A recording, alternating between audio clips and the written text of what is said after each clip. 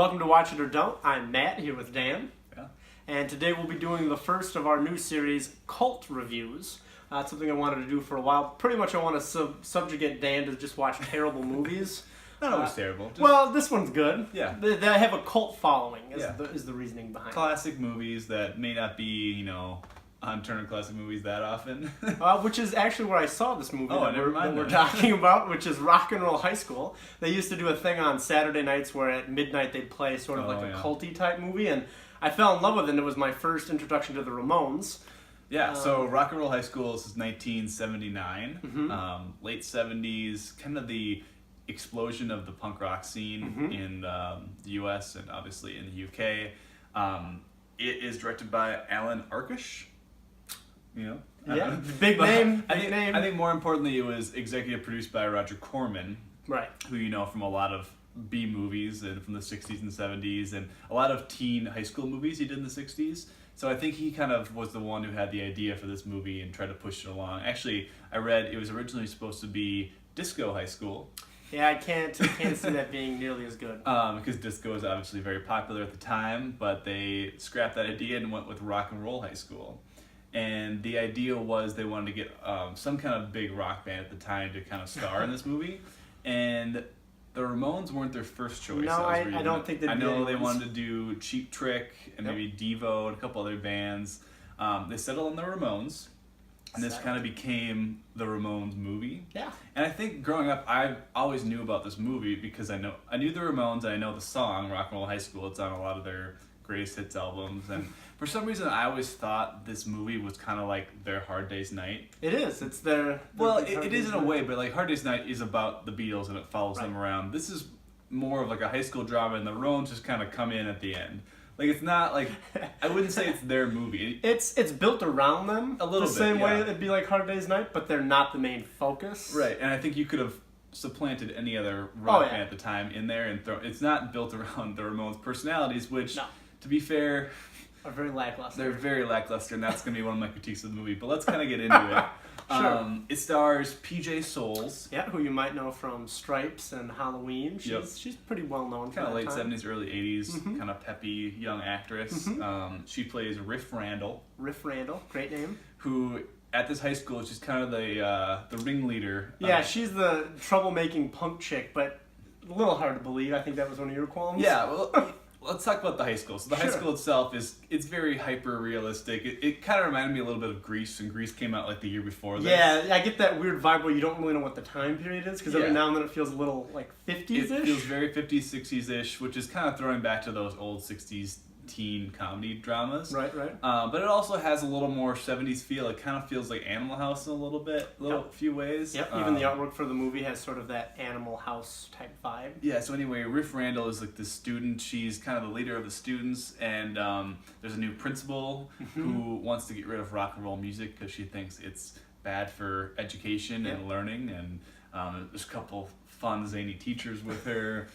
Zany. A couple other random side characters, like... They don't really make any difference, but it's just for little it's kind of jokes. fun. Clint Howard's kind of fun. Oh, Clint Howard's in this movie, that's how you know it's a great cult film. His character Ron name Howard's brother, if you don't know. is, yes, the great Ron Howard's brother, Clint Howard. Yeah. He plays Eaglebauer, who is sort of the kid that can get you anything if you need hall passes, fake IDs. And his character, I think, is the most fun, Oh, even though yeah. he's a little skeezy and creepy sometimes. Yeah. But it is Clint Howard, so it gets sold correctly. Yeah, I think one of the things I really like about this movie is how zany some of the visual jokes of the high school are. Yeah. Like, it's not trying to be realistic in any sense. Mm-mm. There is some really fun, random little gags that, like, thrown in for no reason. Just but one I can think of is like the freshman like always gets beat up on, and they'll always like open a cabinet or like a door, and he's just like been crammed in there, and it's Yeah, like there's really a lot of- unrealistic. But like I just love that stupidness. and there's a lot of good callback jokes. There's a thing with a mouse that is pretty... Yeah, they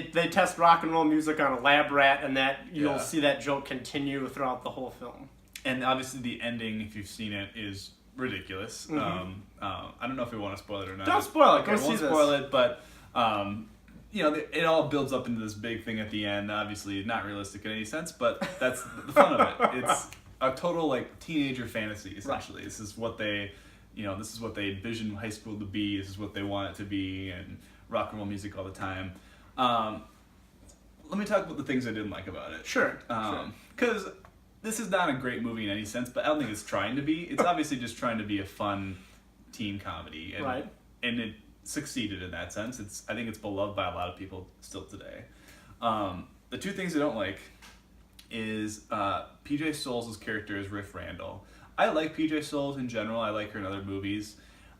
I didn't buy her as like this punk rock leader. Like she's like the Ramones' biggest fan. She writes all like this music for the Ramones. She's like this troublemaker, and she seems kind of like this little like nerdy girl next door. You know? I don't know if she'd be nerdy, but I just kind of going with that. It kind of goes in the whole. It's a dumb movie. By no means is it like a great movie. So I don't even know if you want to even try believing that she's not by any means a great actress. And from what I kind of read about the movies, that she had no idea who the Ramones were and learned kind of as it went along. So I'm not shocked. I think she works okay in the high school scenes when she's talking with the other girls and kind of interacting like that. But when they go to a Ramones concert, and from what I can understand, they actually had Ramones fans come to the concert. Like they actually on the cheap. It was basically like a real concert, and she's in the front row, and she just stands out like a sore thumb. She's not the kind of person that would be at a Ramones concert. Which honestly, I think this whole movie is it's a Ramones vehicle. Like it's just a way to get the songs in there, and then everything else is secondary. I disagree with you on that. I think it's a high school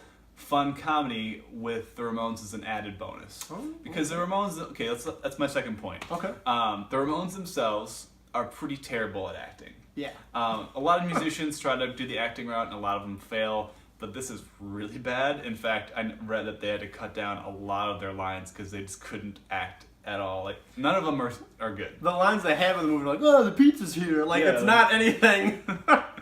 Like, you know, Joey Ramone's kind of like the lead in it, but he has maybe 4 lines, maybe? Like, Rock and Roll High School, just saying the names of things, and like, I don't even know if they had cue cards up or something like that, but it's more for their music than their acting ability. Oh yeah, like the music's fun. Like the music is peppered in throughout. You know, the actual concert probably doesn't come in till like 2/3 through the movie. So that's like the first time you really see the Ramones. And it's honestly like a concert because it goes on for quite some time. Like I'm like, this is still going on. I just think, you know, as much as I love the Ramones, a different band may have been a little more charismatic. I don't know. The whole thing fits with the Ramones though, because it was a movie made on the really cheap, and the Ramones seemed like that's the perfect band that we could get for super cheap and would also be good. And this is kind of the height of the Ramones' popularity too. This is, you know, after their first few albums, some of their biggest hits had already come out, and they're all in this movie, which makes it kind of fun. Like you know all the music. It's just, especially when you compare it to something like A Hard Day's Night, where like there's no comparison. All 4 Beatles are so charismatic and they're good actors. This is just not good. So what would you rate the movie all in all, keeping in mind that it is sort of a culty? Overall, I'm giving it a 6 out of 10. I think it's not a good movie in any sense, but it is a lot of fun. I think it's very rewatchable. I think that is kind of what makes it a cult movie. Right. Like other 6 out of 10 movies I'd say, okay, that was fine, but I don't think I'd want to see it again. This one, I'd watch it again. If it's on TV, I'm definitely going to flip in. It's fun. There's some funny stuff in there, and yeah. It's overall pretty good. I'd probably give it a 7 out of 10 just because I grew up like I watched it probably when I was in middle school and I was like, that's hilarious. Like just the ridiculousness of it is because it's completely ridiculous. And I kind of got my love for the Ramones from this movie. Like I didn't know too much about them. Like that was my first sort of introduction to them. And so for me it was like, yeah, Rock and Roll High School, hell yeah, that's the Ramones. And it's funny in like retrospect looking back at that. But for me it's a 7 out of 10. You got Clint Howard, all the boxes are checked for this to be a classic cult film. I didn't know you're such a Clint Howard fan. Well, when he's in a B movie, it's like, yeah, Clint Howard's in this. Way to go, buddy. He'll never be your brother. That's just kind of how I feel, and I like that he gets work. Yeah. Okay. You know, because he's not an alien. Usually he's someone like horrendous, but he's just a high school kid. Yeah, he's good for him. Pretty good in this. But I think that pretty much wraps it up. Yeah. I think we're going to do other cult movies. I think the next one I have lined up for him he's really going to appreciate. But as always, leave a comment, and we will check out a movie if you think we should see it. Thanks. See ya.